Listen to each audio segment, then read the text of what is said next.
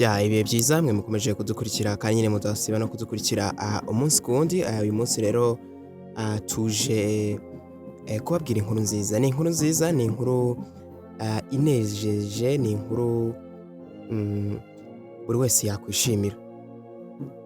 Uyu munsi rero nibwo amanota yasohotse y'ababa segonderi. Bivuze ko rero na Dorcas wari wakoze nawe amanota yasohotse gusa ni amanota meza yabashije gutsinda. Nishimye rero, ni ibintu byiza cyane ku bakunzi be, ku bakunzi be nyine tumukunda. Ni ibintu by'agaciro rero yabashije gutsinda. Imana yaramufashije nk'uko yahoze abisaba. Gusa amanota yihuse kabisa. Amanota yihuse bitandukanye n'ibya mbere.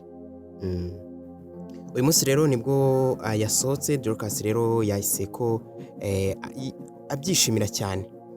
Uretse nawe gusa, si we wabyishimiye gusa, na mukuru we Vestine nawe yamufashije guserebura ku intsinzi. Yahise ko abipostinga ku rukuta rwe rwa Instagram.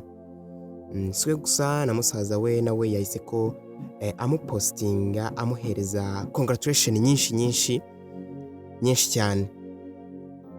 Yego, nubwo rero amanota yasohotse, gusa amanota ya Dorcas yakomeje kugirwa ibanga. Ntabwo bahise ko bayapostinga kimwe n'abandi usanga babyishimira, ugasanga bahise ko bayapostinga. Yakomeje rero kugirwa ibanga. Gusa impamvu tuhise dukora iyi nkuru ku buryo bwihuse cyane ni ukugira ngo dukureho urujijo, cyangwa se dukureho n'amakuru y'ibinyoma cyangwa se y'ibihuha. Murabyibuka ubushize Vestine bagiye bavuga ngo yarase Vestine, ngo byagenze uko bitewe n'uko amanota ye nyine nawe byakomeje kugirwa ibanga. Uyu munsi rero turagira ngo icyo gihuha aho mukibona hose ntimuze kubyemera. Bavuga ngo yatsinzwe, bamusebya ndetse banamuharabika. Ntabwo ariko bimeze kuri Dorcas. yatsinze rero. Ndagira ngo murabimenye, ni ibintu byiza. Kandi nawe niwe waramusengeye, amashimwe menshi, nawe warakoze cyane. Ni byinshi byiza rero biri imbere, kandi mujye mukomeza kubashyigikira mu buryo bwose. Kandi mwibuke no gushyigikira rero uyu muyoboro wacu mugari wa Canada official. Niho byiza byose bibera, niho amakuru agezweho meza agerera ku gihe. Aya manota rero asohotse nyuma y'aho bari bagiye gutaramira i Musanze. Bamaze igihe gito bavuye Musanze, niho bari bataramiye mu gihe gishize. Yari muri Expo, ndibaza mwarabimenye ndetse mwarabibonye. Gusa ku muntu utarabimenye cyangwa se utararebye uko baperforminze, yareba video iri kuri channel.